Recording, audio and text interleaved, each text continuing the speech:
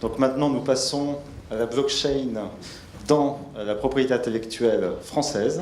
Et donc nous vous écoutons Nicolas Bainquetin. Donc vous êtes professeur à l'Université de Poitiers, vous enseignez le droit des affaires et le droit de la propriété intellectuelle.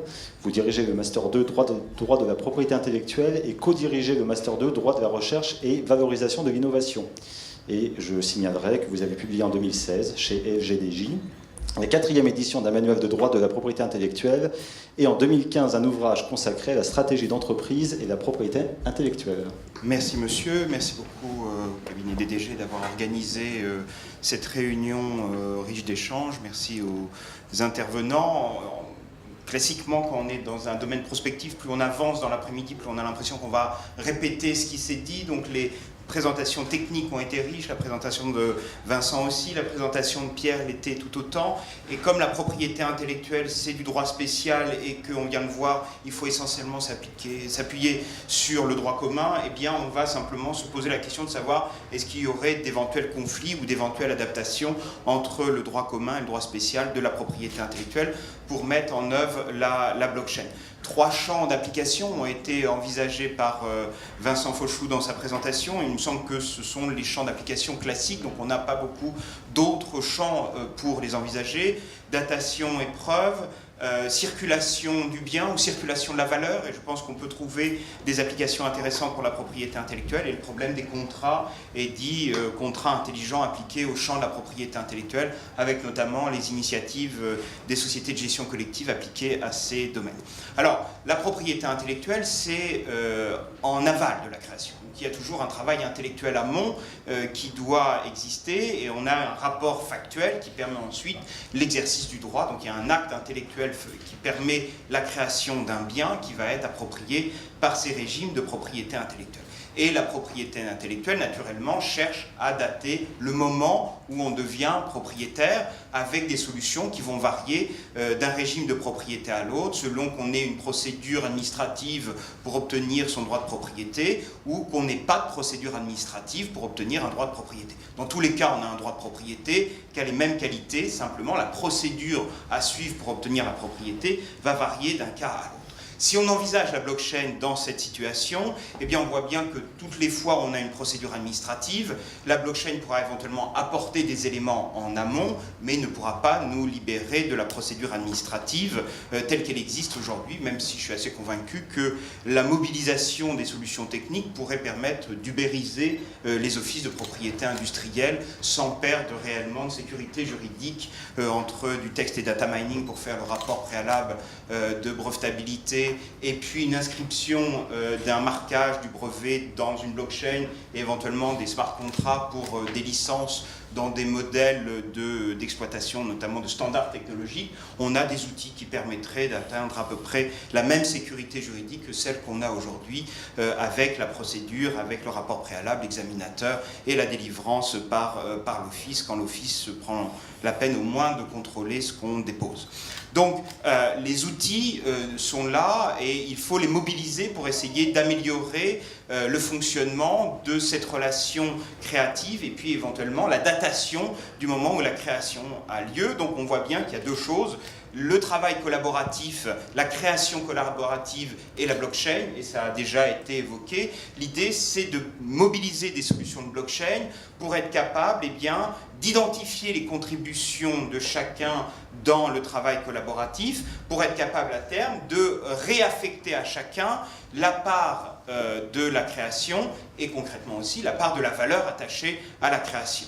Donc on a ici des modèles qui pourraient être intéressants puisque ça peut ouvrir ou libérer le travail collaboratif, puisque en intégrant dans la blockchain les éléments qu'on intègre dans la collaboration, on a une preuve de l'origine de la partie fournie par chacun et on a un outil aussi pour essayer de réaffecter la valeur ensuite aux collaborations de chacun. Et donc l'un des freins au travail collaboratif, eh bien, c'est le degré de confiance qu'on a évoqué déjà tout à l'heure, et la blockchain ne remplacera pas totalement la question de la confiance, mais peut permettre d'adapter ce degré de confiance pour permettre des travaux collaboratifs sous de nouvelles formes, notamment au travers d'outils dématérialisés de collaboration.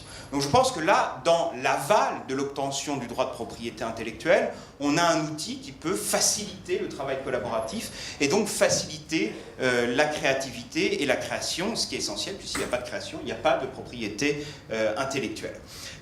Pour des éléments qui relèvent de procédures spécifiques, eh bien, ça a été évoqué, on peut utiliser la blockchain pour avoir une preuve de ce que l'on a créé avant d'avoir obtenu le droit de propriété. Et ça me semble extrêmement important, par exemple, pour le dessin et modèle européen non enregistré. Le propre du dessin et modèle européen non enregistré, c'est que c'est un dessin et modèle qui n'est pas enregistré, donc pour lequel on ne procède pas à un dépôt auprès d'un office, et la propriété arrive à la première divulgation. Eh bien, on peut faire de la blockchain une sorte de première divulgation et ainsi, au même moment, obtenir un marquage et une date certaine qui probablement, à mon sens, sera parfaitement opposable dans le cadre d'une procédure judiciaire. On a exactement le même problème en droit des brevets avec la possession personnelle antérieure, qui est un outil important pour se dégager de dépendance technologique. Et l'enjeu de la possession personnelle antérieure, c'est de pouvoir dater à un instant précis son degré de connaissance. Et donc si on attache un hash à sa connaissance, c'est-à-dire au texte qui va décrire ce qu'on sait faire, on aura une date certaine qui permettra d'opposer sa possession personnelle antérieure à un instant donné. Et dans la même logique, ça permet de constituer la preuve des contenus techniques ou des savoirs commerciaux d'une entreprise pour permettre de rapporter la preuve dans une procédure d'abus de confiance. Et on sait aujourd'hui que la Cour de cassation admet très largement la procédure d'abus de confiance quand il y a une appropriation illégitime de biens incorporels. Donc, sur ce terrain de la collaboration et de la preuve, il est clair que des applications nombreuses peuvent trouver leur mise en place pour arriver à affecter à chacun ce qui lui revient et avoir un outil de partage des collaborations et de la valeur ensuite de ce qui a été fait ensemble.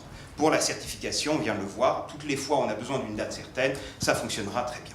Deuxième terrain, blockchain et circulation des biens, donc circulation de la propriété. Là encore, on va avoir besoin de combiner des solutions qui sont légalement contraintes, l'opposabilité de la circulation de la propriété pour les droits faisant l'objet d'un enregistrement. Eh bien, si je vous vends ma marque ou mon brevet, inter partes, le contrat suffit, mais à l'égard des tiers, tant que je n'ai pas effectué la procédure d'inscription sur les registres, ma cession n'est pas opposable. Je ne pense pas qu'en inscrivant la cession dans la blockchain, elle deviendra plus opposable, puisque de toute façon, le législateur nous impose cet enregistrement aujourd'hui. Pour les droits de propriété intellectuelle pour lesquels on n'a pas de procédure administrative, alors, naturellement, on peut y voir ici un intérêt pour rendre opposable le transfert de propriété, de droits d'auteur, de droits voisins.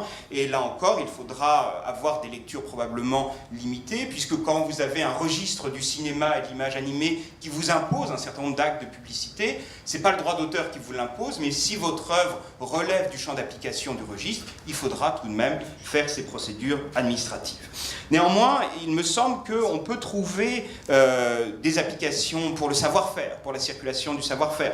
On peut trouver des applications pour la circulation d'œuvres d'art, dès lors qu'il y a une confusion parfois entre le corpus et le bien intellectuel incorporel, et la question de l'identification du nombre d'exemplaires authentiques, la circulation des exemplaires authentiques de l'œuvre. Ce sont des questions extrêmement complexes et tendues aujourd'hui, notamment dans la vie judiciaire, et l'outil ici serait, à mon sens, certainement très puissant pour lever un certain nombre de difficultés. Ça a été évoqué, on peut aussi l'appliquer à des produits manufacturés. Je veux avoir 50 unités d'une montre Hermès, je vais avoir un H pour chacune des unités avec un numéro, et je contrôlerait la circulation du produit. C'est certainement quelque chose de très puissant. Dernier terrain prospectif, et qui est aujourd'hui, à mon sens, une vraie limite à la mobilisation de la valeur des actifs intellectuels, c'est le problème, par exemple, des sûretés. Si je veux faire une sûreté sur mon portefeuille de marques, de droits d'auteur ou de brevets, ma limite, c'est essentiellement l'opposabilité de la sûreté, parce qu'il faut que j'aille inscrire ma sûreté partout.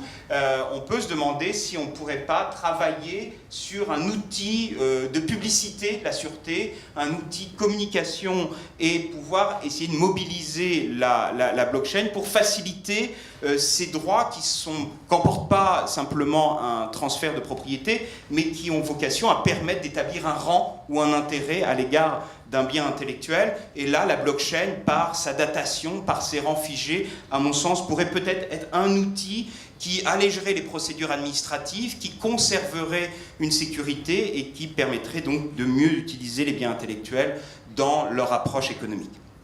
Dernier terrain pour en finir, et toujours dans une logique prospective, c'est naturellement la propriété intellectuelle et les contrats. Là encore, on est dans un secteur où le droit commun s'applique majoritairement. On est souvent focalisé sur les dispositions contractuelles du livre 1 du Code de la propriété intellectuelle. Ces dispositions ne s'appliquent que quand l'auteur, personne physique, est partie au contrat, et l'hypermasse des contrats de propriété intellectuelle en France comme dans le monde sont des contrats hors droit d'auteur ou des contrats de droit d'auteur hors présence de l'auteur. Donc on a essentiellement le droit commun des contrats qui s'appliquent avec la réserve d'une formalité. Il faut un contrat écrit, mais là on l'a déjà évoqué, on a le contrat informatique qui peut parfaitement fonctionner.